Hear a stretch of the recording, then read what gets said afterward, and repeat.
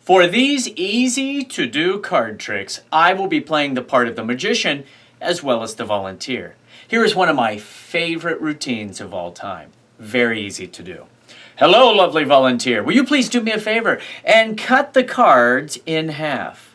Thank you. No one's ever done that better.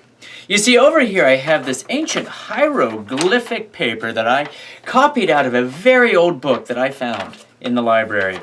I haven't been able to really figure this out too much.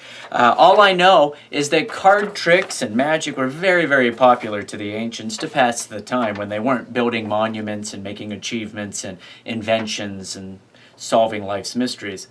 This one has always been a puzzle to me. We're going to give something a try. You had free choice of any place in the deck to cut the cards. Let's look at where you cut. Here in the center of the deck, you cut to the 8 of hearts. The 8 of hearts. The only thing I know about this hieroglyphic sheet is that it will help me solve my card problems. You see, if I take the paper and just start folding it, maybe a bit of ancient origami, you'll see that these ancient hieroglyphs predicted that you would cut right to the 8 of hearts. The 8 of hearts. And that is magic.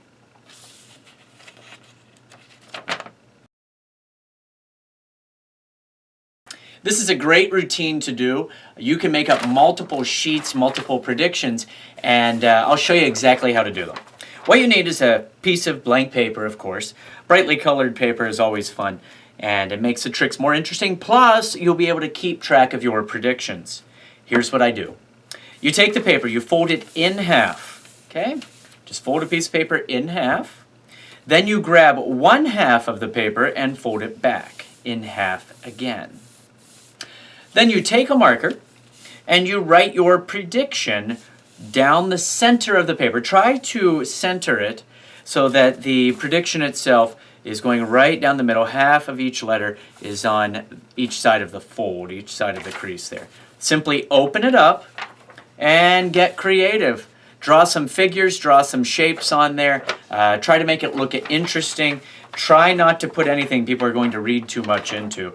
You also do want to be careful when you're doing this. It actually took me about 3 or 4 times to do this one, in that I was messing up some of my letters on the side. I started getting too creative on the bottom of the T and on the E. Just take your time, you'll figure it out. Now, what you can do for quick reference is, of course, you can always fold these so you can tell what the card is. On the back of this, in pencil, I've written the name of the card, so I can have a bunch of these just laying flat, and I know exactly what one I need. Okay, so you never fold that. You simply get it out, you talk about it, you have it sitting on your table. All right. This also becomes your misdirection, as you'll see in just one second. Misdirection is a very, very important property in a lot of the routines that we do on this DVD. Now, the force that I did is lightly based on a force that I taught in the blue series. In the blue series, I taught several card forces, and then we used those for a lot of magic tricks, a lot of card tricks that we did.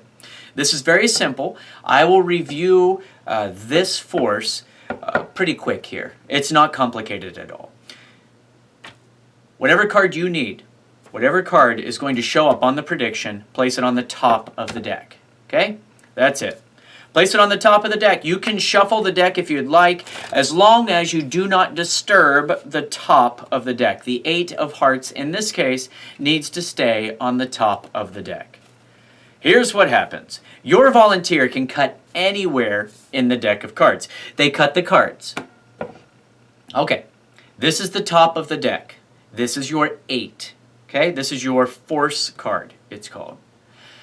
Casually, after they cut, I say, perfect. I pick these up, set them on top, and direct attention over here to the paper. This is when I come up with some story about finding this in an ancient book. Maybe I copied it during a field trip to a tomb, when we were traveling, whatever. Come up with a little story for this ancient hieroglyph. Okay? You do that to take attention away from the cards for just 1 second. Now you go back to the cards, and you simply pick up the bottom half of the deck, which is now on the top, you placed it there, set it aside and said the middle card in the deck that you cut to is the 8 of hearts. That's how you can force the top card. 8 of hearts, come up with your own idea of how to solve this. You could do maybe a little wave across the paper. Say, do you see that? They're starting to take shape. The prediction is coming through. Wait, let me help it. 8 of hearts. 8 of hearts.